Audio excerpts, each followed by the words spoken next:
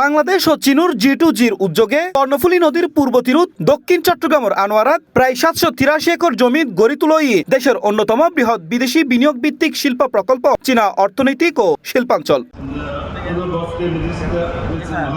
দীর্ঘ এক যুগেরও প্রতীক্ষার পর অবশেষে 27 জুলাই সোমবার দুর্গে এই চায়না অর্থনৈতিক অঞ্চলের ভিত্তিপ্রস্তর স্থাপন উদ্বোধন করয়। এ সময় বাংলাদেশ অর্থনৈতিক অঞ্চল কর্তৃপক্ষের নির্বাহী চেয়ারম্যান আশিক চৌধুরীর সভাপতিত্বে প্রধান অতিথি হিসেবে উপস্থিত আছেন অর্থ ও পরিকল্পনা মন্ত্রী আমির খসরু মাহমুদ চৌধুরী। বিশেষ অতিথি হিসেবে আরও উপস্থিত আছেন স্বরাষ্ট্রমন্ত্রী সালাউদ্দিন আহমেদ, ভূমি ও পার্বত্য চট্টগ্রাম বিষয়ক প্রতিমন্ত্রী ব্যারিস্টার মীর হেলাল, বাংলাদেশের নিযুক্ত চীনুর রাষ্ট্রদূত Yao Wen, Chattogram chamber of commerce and ইন্ডাস্ট্রির সভাপতি Amirul Haque, China road and bridge কর্পোরেশনের প্রেসিডেন্ট ও চট্টগ্রাম 13 আসনের সংসদ সদস্য সরওয়ার জামাল নিজাম সহ বেজার ঊর্ধ্বতন কর্মকর্তা সহ সরকারি কর্মকর্তা, বেসরকারি নেতা ও দেশি বিদেশি বিনিয়োগকারী। এ সময় অতিথিয়ালা হয় দেশে আগাইল বেললে বিনিয়োগের হন বিকল্প নেই। এই অর্থনৈতিক অঞ্চলে $500 মিলিয়ন বেশি বিনিয়োগ হবো, কর্মসংস্থান হবো প্রায় 1 লাখেরও বেশি মানুষের। অনেক গভীরভাবে আনন্দিত ও গর্বিত। এটি শুধু একটি উন্নয়ন প্রকল্প নয়, আমরা চাইনিজ ইকোনমিক জোনের ভিত্তিপ্রস্তর স্থাপনে আমাদের অঞ্চলের উন্নয়নের ইতিহাস এক অনন্য মাইলফলক। এটি শুধু একটি শিল্প প্রকল্পের সূচনা নয়, বরং আনোয়ারা, কর্ণফুলী এবং বৃহত্তম বাংলাদেশ অঞ্চলের অর্থনৈতিক সহযোগিতার এক নতুন অধ্যায় সৃষ্টি হল আজ। Represents more than decades of close communication and joint efforts.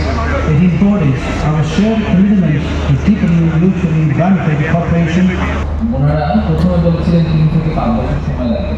আমাদের মাননীয় প্রধানমন্ত্রী আমাদেরকে চ্যালেঞ্জ করেছিলেন যে 18 মাসের মধ্যে উনি প্রথম ফ্যাক্টরি এখানে দেখেছেন।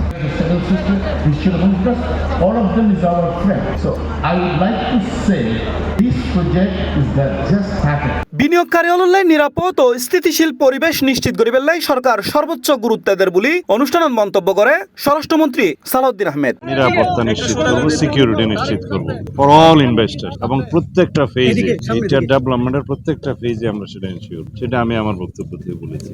এবং আইন শৃঙ্খলা পরিস্থিতির উন্নয়ন ছাড়া বিনিয়োগ হয় না এবং বিনিয়োগের নিরাপত্তা ছাড়া আমরা অগ্রগতি করতে পারবো না। সুতরাং একটা আরেকটার সাথে অঙ্গাঙ্গিভাবে জড়িত। একই প্রসঙ্গ তুলি ভূমি ও পার্বত্য চট্টগ্রাম বিষয়ক প্রতিমন্ত্রী ব্যারিস্টার মীর হেলাল উদ্দিন হয় বলেছেন উনি ফরেন ডাইরেক্ট ইনভেস্টমেন্ট আনার জন্য উদ্যোগ উনি নিয়েছেন এবং উনি যে প্রতিশ্রুতি দিয়েছেন নির্বাচনের আগে, এটা হলো স্টেপিং স্টোন।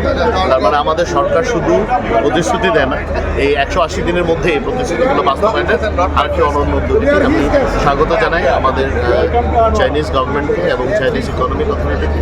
তারা আমাদের এখানে আসছে। We welcome them from Chittagong, on behalf of Chittagong and on behalf of our government. এ সময় আনুষ্ঠানিকতা শেষে পরে চুক্তি সই ও বৃক্ষরোপণ কর্মসূচি অনুষ্ঠিত হয়।